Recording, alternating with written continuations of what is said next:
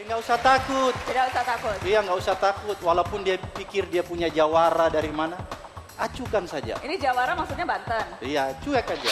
Tapi kembali pertanyaannya belum dijawab. Ini pertanyaan Ketua KPK. Jadi Ahok sukanya apa? Makanya itu juga orang juga nggak ngerti sukanya apa. Saya sukanya itu cari gara-gara sebetulnya.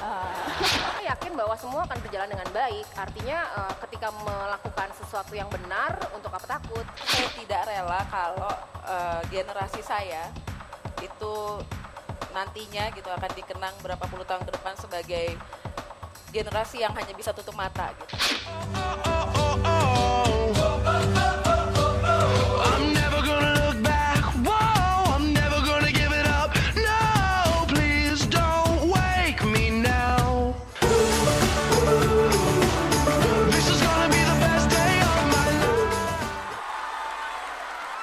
IPB luar biasa rame.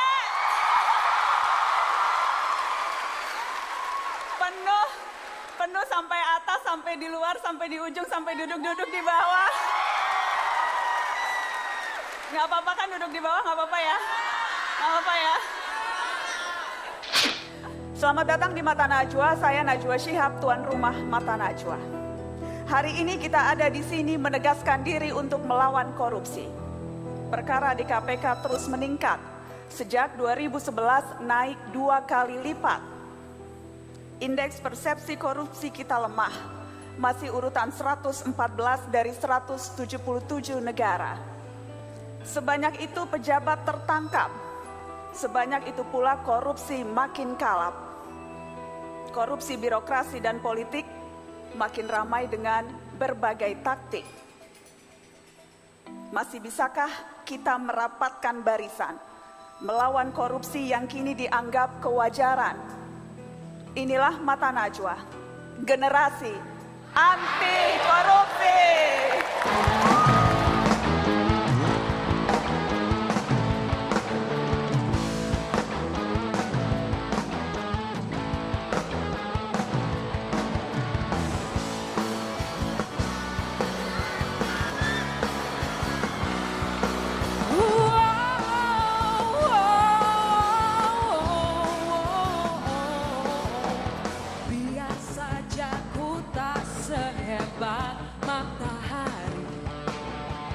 Tapi selalu ku coba untuk menghangatkanmu. Biar saja ku tak sekejar batu karang, tapi selalu ku coba untuk melindungimu. Mata Najwa!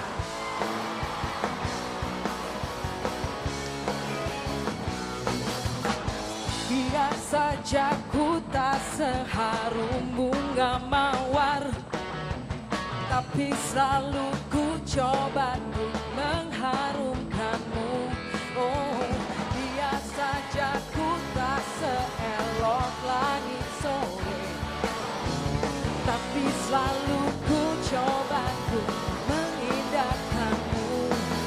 Perhatikan kau demi kehormatan bangsa, ku perhatikan kau demi tumpahan semua pahlawan-pahlawanku.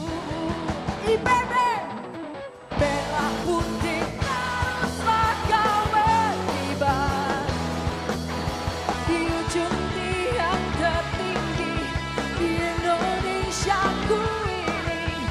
Merah putih teruslah kau berkibar di ujung tiang tertinggi di Indonesiaku ini. Merah putih teruslah kau berkibar, ku akan selalu menjagamu.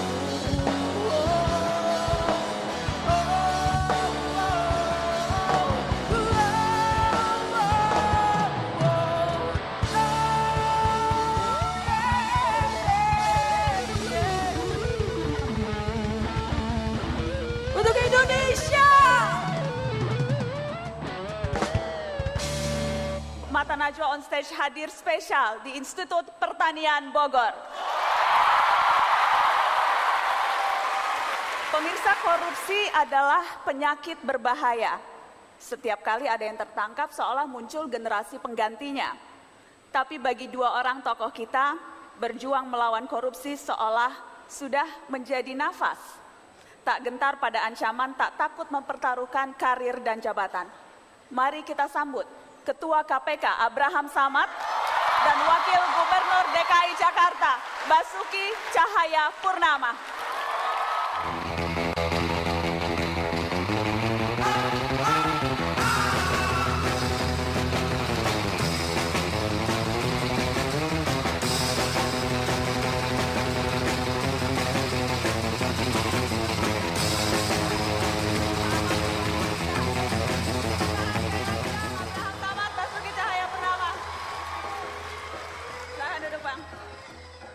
Sudah hadir di Mata Najwa, ada Ketua KPK dan juga ada Wakil Gubernur DKI Jakarta yang sebentar lagi, kalau tidak ada apa-apa, akan menjadi Gubernur DKI Jakarta.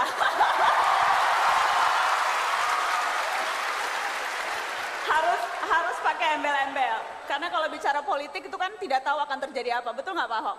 Benar. Jadi harus siap segala sesuatunya. Insya Allah akan jadi gubernur. Yang jelas kita bicara soal korupsi dan yang samping Ketua KPK itu adalah penerima Bung Hatta Anti Corruption Award pada 2013. Termasuk kecil ya. Kecil itu ya, 2M ya. Padahal udah deposito marah-marah 2 tahun tuh.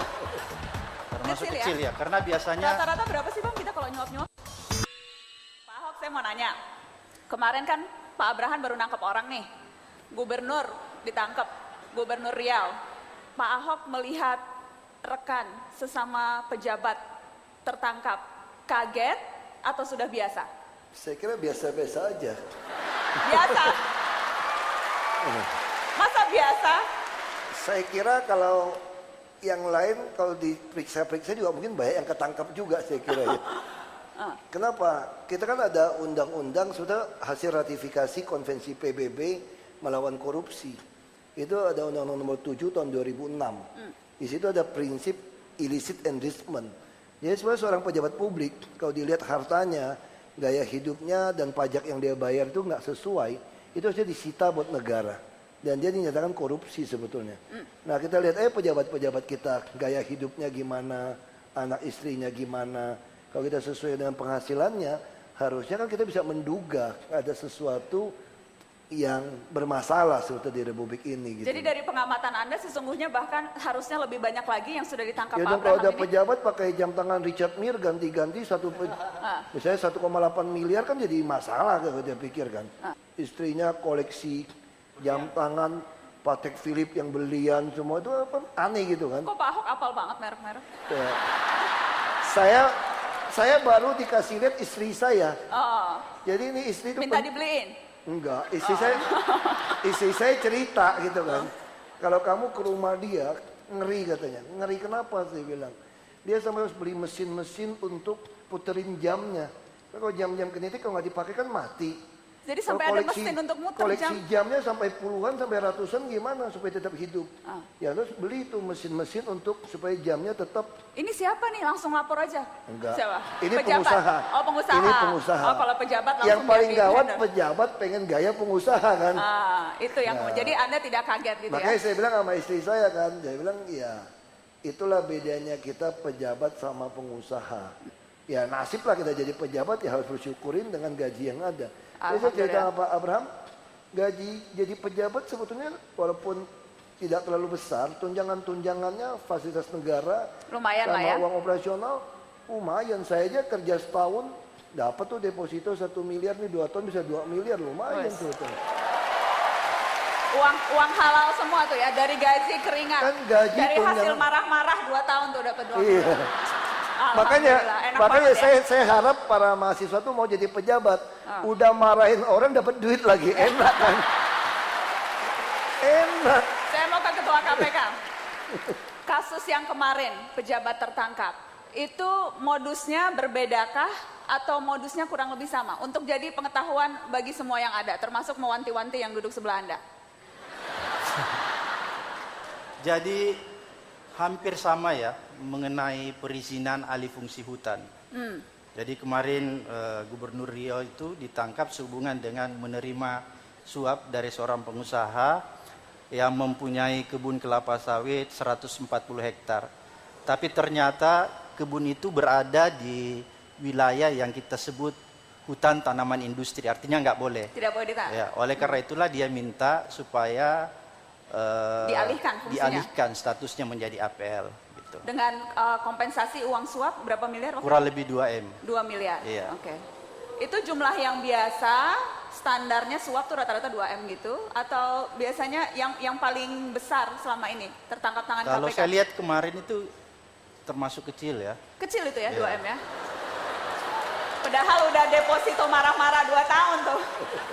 Termasuk Kecil ya? kecil ya, karena biasanya Rata-rata berapa sih Bang kita kalau nyuap-nyuap tuh? ya Buat pengetahuan, berapa? jadi begini, ini menarik tadi yang disampaikan Pak Ahok, bahwa kenapa pejabat itu terjebak dengan perilaku korupsi?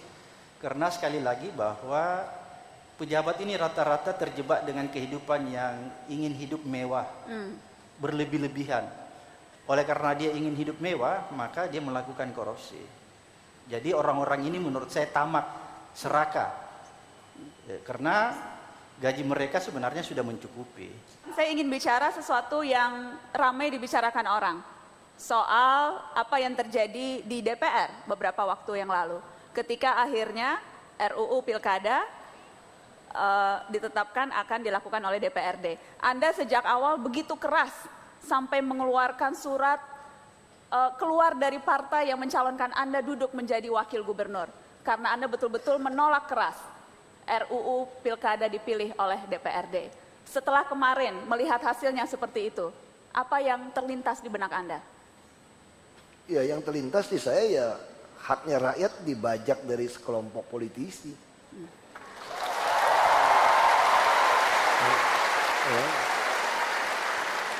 Ya sekelompok orang yang merasa mewakili rakyat gitu kan. Tapi kan kita belum selesai, masih bisa ngajukan ke MK. Dan kita juga belum selesai, kalau MK kalah pun tinggal di presiden keluarkan perpu saja saya kira, bahwa siapapun mau jadi pejabat DPRD atau pejabat eksekutif harus memperlakukan pembuktian terbalik harta. Jadi kita bisa melawan seperti itu. Keberatan terbesar Anda sesungguhnya ada pada fakta permainan uang, korupsi akan jauh lebih gila. Ya keberatan saya itu karena sampai sekarang jadi DPRD atau jadi bupati, gubernur, wali kota tidak harus membuktikan hartanya dari mana. Nah ini kan terjadi ajang pemerasan. Misalnya contoh kalau saya di Jakarta, kalau dia robak harus pemilihan lewat DPRD. Kalau saya seorang yang maling, saya lebih suka. Saya cari aja uang dari bos-bos properti yang mau melanggar 1 triliun, deposito di bank bisa 6,3 miliar tiap bulan. Anggota DPRD hanya 106 orang. Saya gaji 100 juta satu orang, 60 orang baru 6 miliar. Tiap minggu saya bawa jalan-jalannya ke luar negeri. 10 juta orang Jakarta mau mati mau hidup biarin aja. Orang tiap tahun cuma laporan ke 60 anggota DPRD saja. Udah cukup kan dari 106. Nah ini kan jadi tidak sehat. Nah kenapa dulu apa kita lupa? Kita reformasi sampai mahasiswa berkorban, pasang badan, pasang nyawa. Kan itu inginnya supaya rakyat memilih pemimpin tidak melalui calo kan. Nah kenapa tiba-tiba hanya karena korupsi lalu dibalikin? Anda bilang anggota DPRD itu calo? Ya tidak semua, tapi minimal. Itu yang marah sama saya. Saya tantang mereka, kalau Anda bilang tidak, berani nggak pembuktian terbalik? Berani tidak pembahasan anggaran itu kita upload ke YouTube semua? Nggak berani. Nanti ada sesuatu yang nggak beres gitu kan. Apa kecurigaan Anda nggak beresnya nggak berani karena? Ya pasti urusannya uang. Saya kan pernah di DPRD. Saya tidak mengatakan semua DPRD itu brengsek. Saya di DPRD, saya di DPR RI. Tapi kenyataannya hari ini kita bisa merasakan lebih banyak yang tidak baik. Ada yang baik juga takut. Banyak kok teman-teman saya tanya, kenapa Anda voting pilih DPRD? Kan Anda mau maju. Habis gimana ya? Nanti kan bisa dipecat. Nah kita butuh orang-orang yang berani, dipecat juga tidak apa-apa. Minimal pernah ngelawan gitu kan. Seperti Ahok yang sebelum dipecat keluar lebih dulu dari partai. Ya minimal ngelawan dong, daripada dipecat mendingan berhenti kan. Gitu. Saya mau ke Pak Abraham. Menarik karena sebelumnya KPK bahkan sudah mengeluarkan statement KPK merasa pilkada pemilihan kepala daerah dikembalikan ke DPRD itu justru malah membuka peluang korupsi yang lebih besar. Iya. Apa argumennya, Pak Ketua KPK? Jadi korupsinya itu berpindah ya, dan mengalami penyuapan yang cukup besar dibandingkan kalau kita pemilihan langsung oleh masyarakat. Pertama, kalau di DPR itu jumlah orang sedikit, tapi setiap orang, ini Pak Ahok tahu nih, setiap orang yang akan diberikan itu jumlahnya jauh lebih besar. Dibandingkan misalnya kalau orang mengatakan pemilihan lewat langsung oleh masyarakat juga terjadi yang namanya money politik. Tapi sebenarnya yang saya ingin katakan bahwa tidak ada hubungan korelasi antara pemilihan yang dilakukan secara langsung di masyarakat itu berdampak pada banyaknya bupati yang korupsi. Ini kan kelihatan ada yang dibalik. Jadi saya lihat argumentasinya bahwa pemilihan langsung oleh masyarakat melahirkan bupati-bupati yang korup. Kan begitu. Padahal itu sebaliknya menurut saya. Karena tidak ada korelasi antara... Lebih banyak anggota DPRD yang korup? Lebih banyak jumlah yang ditangkap? Ya, kalau kita linear melihatnya seperti itu? Kalau kita lihat statistiknya yang ada di KPK, jumlah anggota DPR yang ditangkap itu kan lebih banyak. Oleh karena itu kalau menurut saya, kalau pemilihan itu dikembalikan ke DPRD, maka korupsinya jauh lebih berdampak. Kan lebih gampang diawasi, cuma berapa jumlah anggota DPRD misalnya. Kalau argumennya itu KPK lebih gampang, pasang saja CCTV, diikuti, dibuntuti anggota-anggota DPRD, jangan ada yang macam-macam. Iya, bisa jadi begitu ya. Tapi saya ingin katakan bahwa teman-teman DPRD itu adalah perampok yang mahir, ya.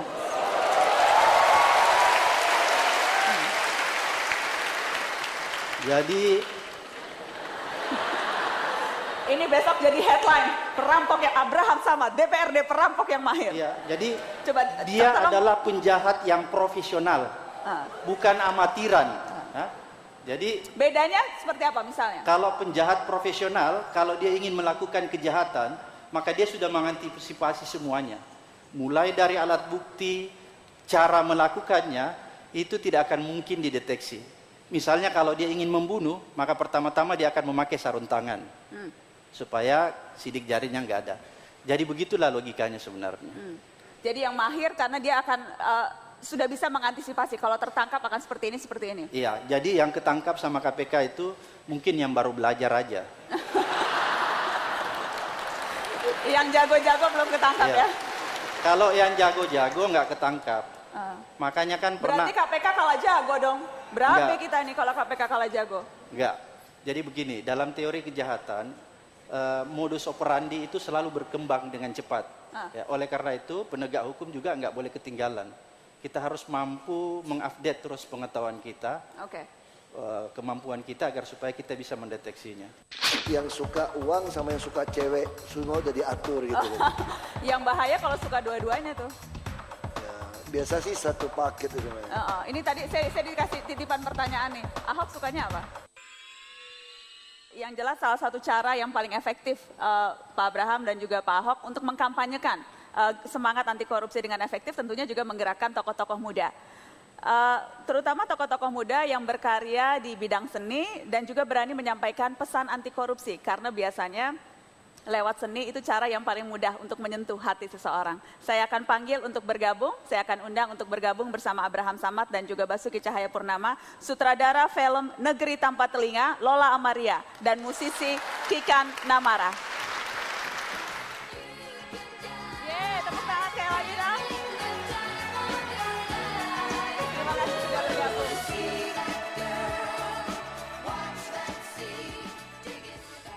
Dan salah satu film yang menarik yang dibuat oleh Mbak Lola Amaria ini adalah film Negeri Tanpa Telinga. Kita akan saksikan cuplikan trailer film yang dibuat oleh Lola Amaria berikut ini. Kita katakan kepada masyarakat bahwa partai kita tidak hanya memikirkan soal kekuasaan atau politik. Proyek pembangunan bukit apa? Aduh, Bukit Kayangan. Sekarang mah lagi pesan tontonan daging dari luar negeri. Ini mah pantas sakit semua ini Ustadz. Kebanyakan minum bir ini. Sulit ketemu tamu dibandingkan ketemu presiden.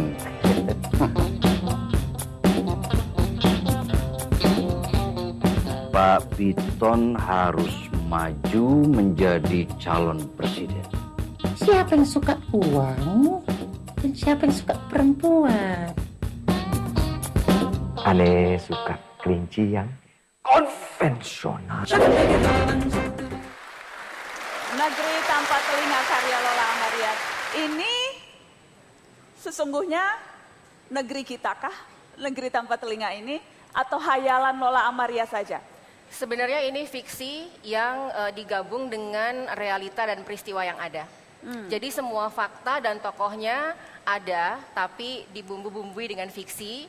Tapi saya nggak mau menyebut itu siapa. Yang pasti setelah masyarakat nonton, mereka akan tahu itu siapa. Jadi kalau nonton pasti bisa ketebak itu siapa. Anda riset serius khusus untuk bikin film ini? Sangat serius, sejak 5 tahun yang lalu. 5 tahun risetnya?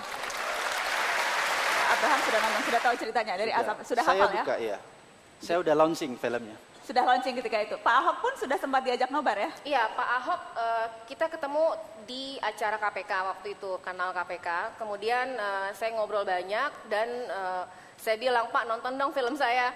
Terus dia bilang, oke, hubungi saya. Langsung stafnya, saya kaget karena saya pikir hanya Pak Ahok aja. Ternyata seluruh Pemda DKI nonton, dari mulai lurah, camat, deputi, seksi, semua nonton. Betul Pak Ahok?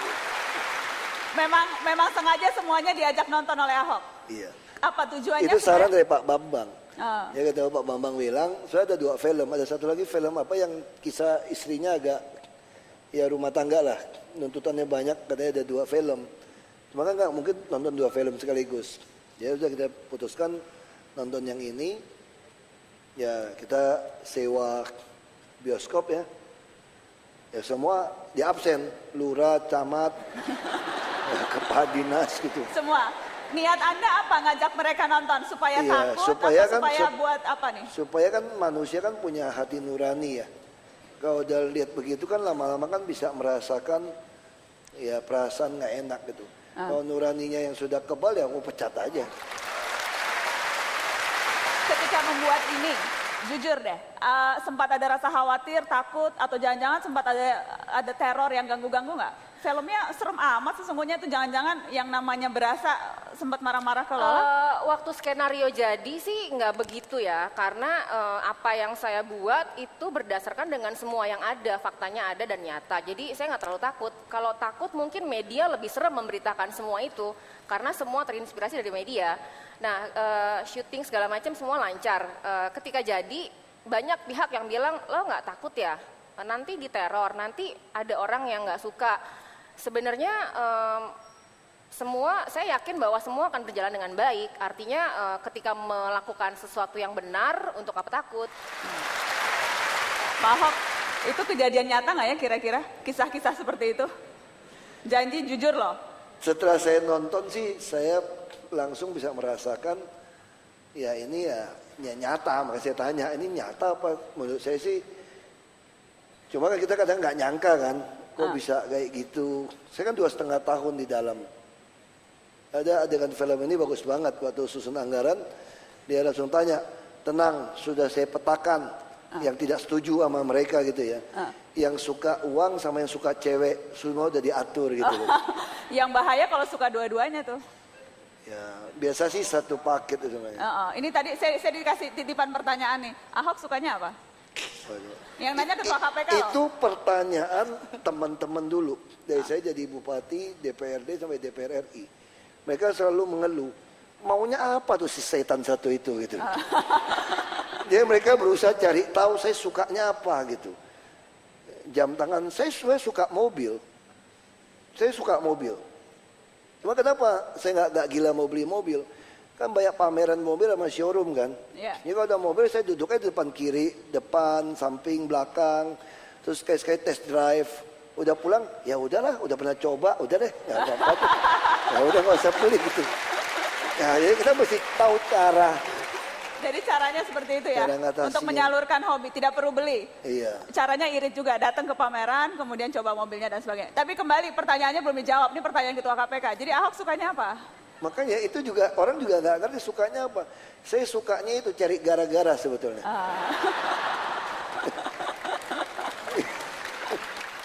Ini adalah laporan pengaduan yang sudah saya buat.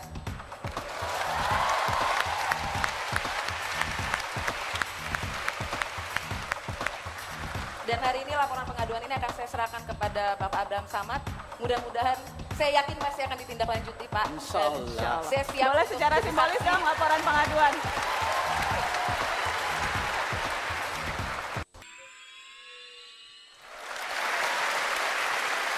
Saya mau nanya ke Kikan sebelum nanti Kikan nyanyi buat Mata Najwa. Yang Anda saksikan, yang Anda simak, kalau kita bicara dari film tadi, itu kenyataan yang memang di depan mata Anda juga alami sendiri, paling tidak yang Anda dengar, karena kan kalau artis kan tentunya pengalaman bersentuhan dengan korupsi dalam lingkup pekerjaan dan sebagainya, itukah juga yang Anda rasakan? Iya, saya rasa itu memang kenyataan yang ada dan kalau dihubungkan dengan dunia aku ya, Najwa, dunia pekerjaan aku, saya sebagai musisi merasakan langsung, dampak langsung dari kebobrokan mental, bagaimana budaya korupsi itu sudah menyerang semua lini termasuk di dunia musik dan itu sangat memprihatinkan karena kalau saya sebagai orang yang diundang ya, artinya saya sebagai katakanlah artis yang diundang gitu, itu nggak hanya saya yang kena, semua perusahaan sound, perusahaan stage, semua vendor itu kena juga sama juga. Kena tuh gimana misalnya konkretnya? Yang paling sering terjadi itu adalah kami diminta bekerja sama untuk memarkup kontrak.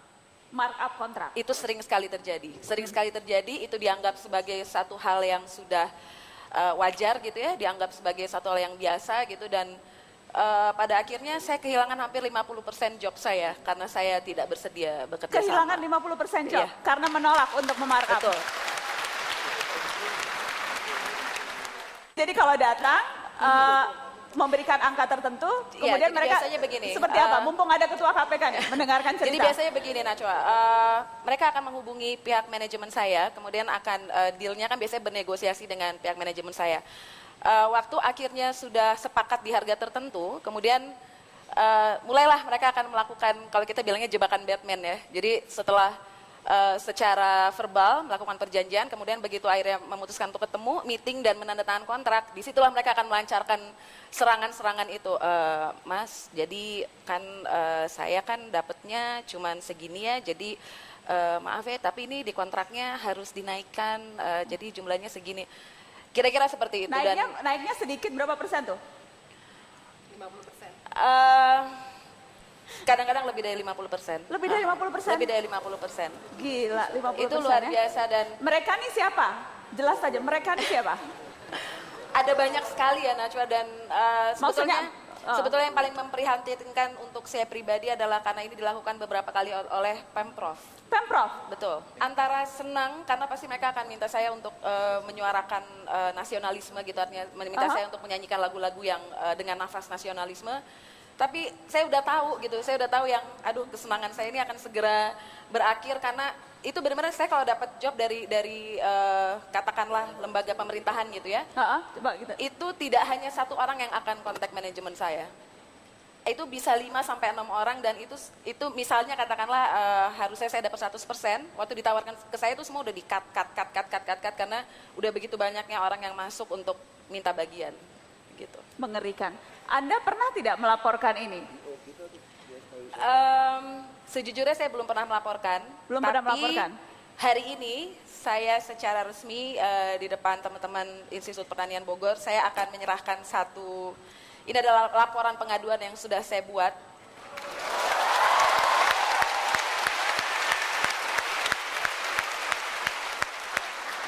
Dan hari ini laporan pengaduan ini akan saya serahkan kepada Bapak Abraham Samad. Mudah-mudahan, saya yakin pasti akan ditindaklanjuti, Pak. Insya Allah. Saya siap Boleh untuk secara menjadi simbolis saksi. dong laporan pengaduan.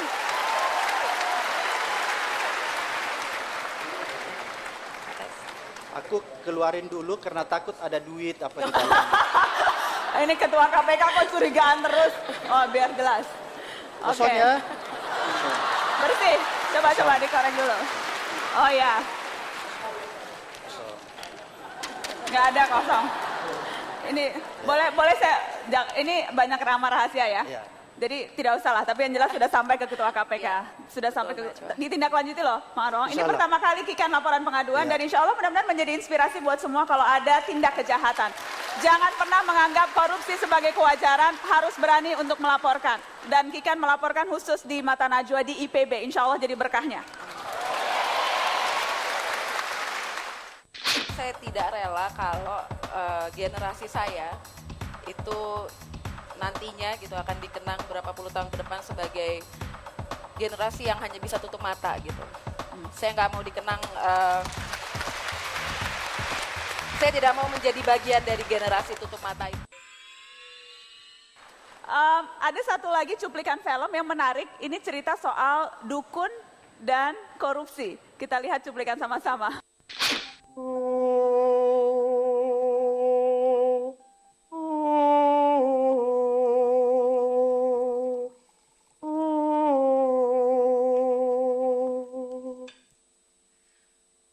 Masalah yang dihadapi apa?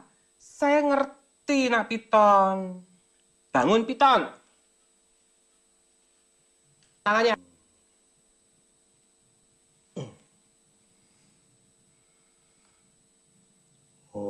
Oh, cincinnya selalu dipakai, Nak Piton. Iya. Karena saya sudah mengisinya. Dan cincin itu akan melindungi Nak Piton dan membungkam teman-teman Nak Piton yang akan mencelakakan Nak Piton.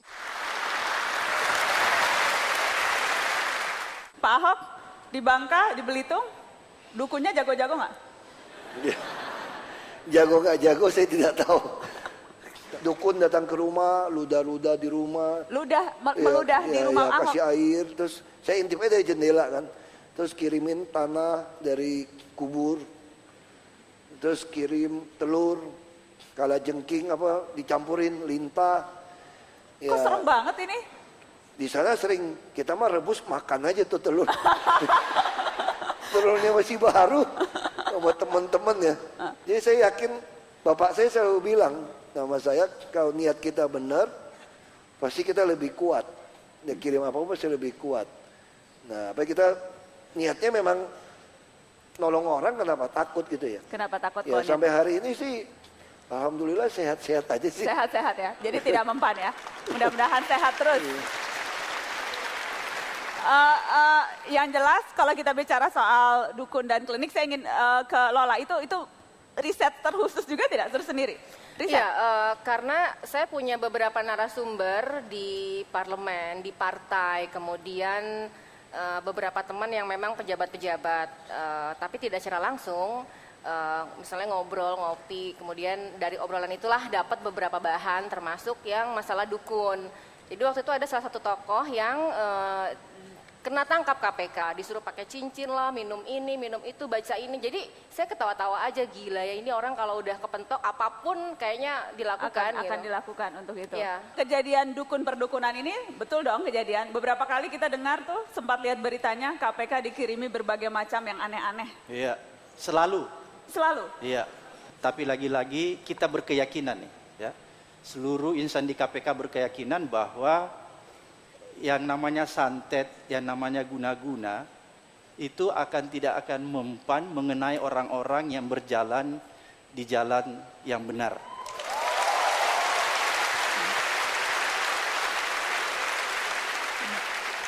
Karena orang-orang yang berjalan di jalan yang benar itu akan diridhoi oleh Allah Subhanahu wa taala. Oke. Jadi nggak usah takut. Tidak usah takut. Iya, nggak usah takut. Walaupun dia pikir dia punya jawara dari mana, acukan saja. Ini Jawara maksudnya Banten? Iya, cuek aja. Kalau tadi Lola berkarya lewat apa yang memang ia lakukan lewat film, Kikan juga melakukan sesuatu sesuai dengan jalurnya, sesuai dengan keahliannya. Anda membuat lagu khusus untuk KPK. Betul. Betul ya? Kenapa mau? Dibayar berapa sama Abraham Samad?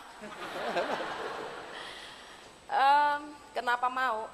Sebetulnya saya tidak harus mau ya, sebetulnya. Tapi saya rasa saya tidak rela kalau generasi saya itu nantinya gitu akan dikenang berapa puluh tahun ke depan sebagai generasi yang hanya bisa tutup mata gitu. Saya nggak mau dikenang, Saya tidak mau menjadi bagian dari generasi tutup mata itu. Jadi untuk saya sangat penting, apalagi saya sebagai musisi, membuat lagu adalah sebagian dari kemampuan saya gitu. Dan inilah bentuk dukungan saya kepada KPK, bentuk dukungan saya kepada gerakan anti korupsi. Dan saya mau ngajak semua teman-teman, terutama generasi muda, anak-anak muda untuk berani menyuarakan gitu. Berani menyuarakan kalau kamu tahu sesuatu berjalan tidak bagaimana seharusnya, sesuatu ada yang salah, harus berani.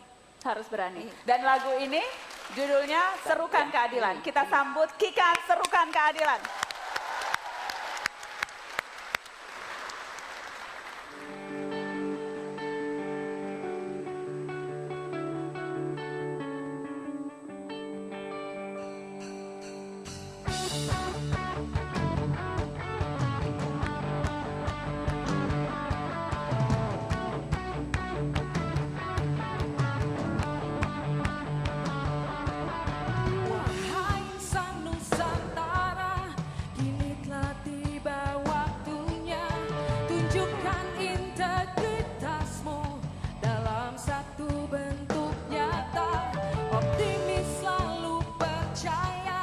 Kejujuranmu berharga, nuranikan menuntunmu menuju masa depan. Kerja keras membangun di alam merdeka, sumbangsi terbaikmu untuk bangsa, rapatkan barisan untuk Indonesia. Semangat ini takkan pernah padam, yakinlah gelap kan berganti terang. Jangan takut, rintangan menghadap, jangan ragu, serukan keadilan.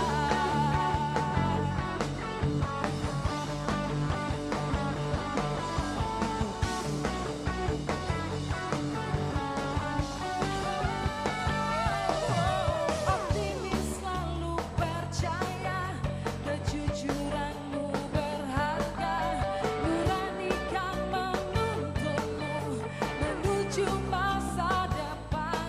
Kerja keras membangun di alam merdeka, sumbangsi terbaikmu untuk bangsa, rapatkan barisan untuk Indonesia. Semangat ini takkan pernah padam, yakinlah gelap kan berganti terang. Jangan takut, rintangan menghadap, jangan ragu, serukan. Semangat ini takkan pernah padam, yakinlah gelap kan berganti terang. Jangan takut, rintangan menghadap, jangan ragu, serukan Semangat ini takkan pernah padam, yakinlah gelap kan berganti terang. Semangat ini takkan pernah padam, yakinlah gelap kan berganti terang.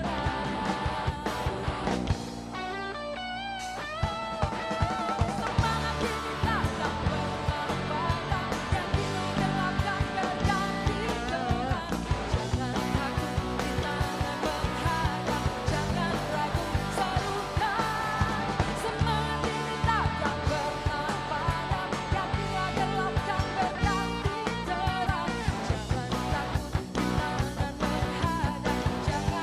berganti terang. Jangan takut, rintangan menghadap, jangan ragu, serukan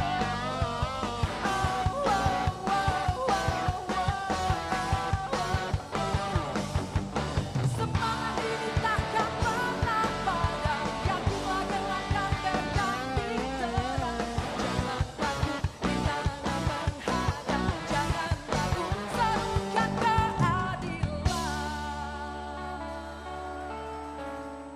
Kementerian Hukum dan HAM itu mengobral yang namanya pembebasan bersyarat, mengobral yang namanya remisi. Saya tidak khawatir jabatan saya hilang, saya tidak khawatir tidak populer, saya hanya marah, benci kepada kelakuannya. Saya ingin bicara sesuatu yang ramai dibicarakan orang. Soal apa yang terjadi di DPR beberapa waktu yang lalu. Ketika akhirnya RUU Pilkada ditetapkan akan dilakukan oleh DPRD. Anda sejak awal begitu keras sampai mengeluarkan surat keluar dari partai yang mencalonkan Anda duduk menjadi wakil gubernur. Karena Anda betul-betul menolak keras RUU Pilkada dipilih oleh DPRD. Setelah kemarin melihat hasilnya seperti itu, apa yang terlintas di benak Anda? Ya, yang terlintas di saya ya haknya rakyat dibajak dari sekelompok politisi.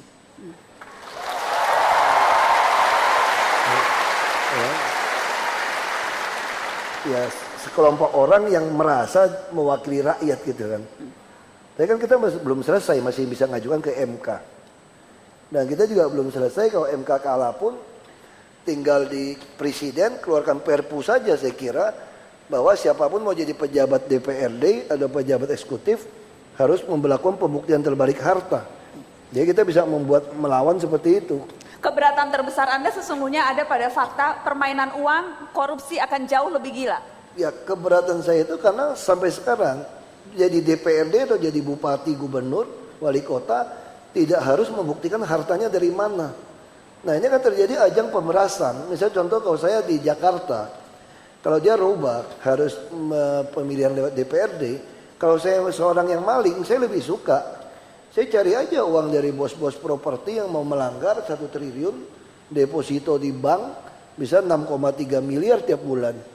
Anggota DPRD hanya 106 orang. Saya gaji 100 juta satu orang, 60 orang baru 6 miliar.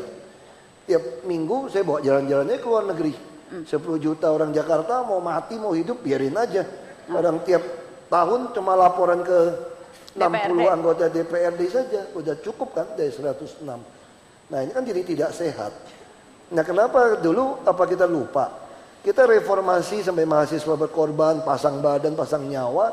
Kan itu inginnya supaya rakyat memilih pemimpin tidak melalui calo kan. Nah, kenapa tiba-tiba hanya karena korupsi lalu dibalikin? Anda bilang anggota DPRD itu calo? Ya tidak semua, tapi minimal. Itu yang marah sama saya. Saya tantang mereka, kalau Anda bilang tidak, berani nggak pembuktian terbalik? Berani tidak pembahasan anggaran itu kita upload ke YouTube semua? Nggak berani. Nanti ada sesuatu yang nggak beres gitu kan. Apa kecurigaan Anda nggak beresnya nggak berani karena? Ya pasti urusannya uang. Saya kan pernah di DPRD. Saya tidak mengatakan semua DPRD itu brengsek. Saya di DPRD, saya di DPR RI. Tapi kenyataannya hari ini kita bisa merasakan lebih banyak yang tidak baik. Ada yang baik juga takut. Banyak kok teman-teman saya tanya, kenapa Anda voting pilih DPRD? Kan Anda mau maju. Habis gimana ya? Nanti kan bisa dipecat. Nah, kita butuh orang-orang yang berani, dipecat juga tidak apa-apa. Minimal pernah ngelawan gitu kan. Seperti Ahok yang sebelum dipecat keluar lebih dulu dari partai. Ya minimal ngelawan dong, daripada dipecat mendingan berhenti kan.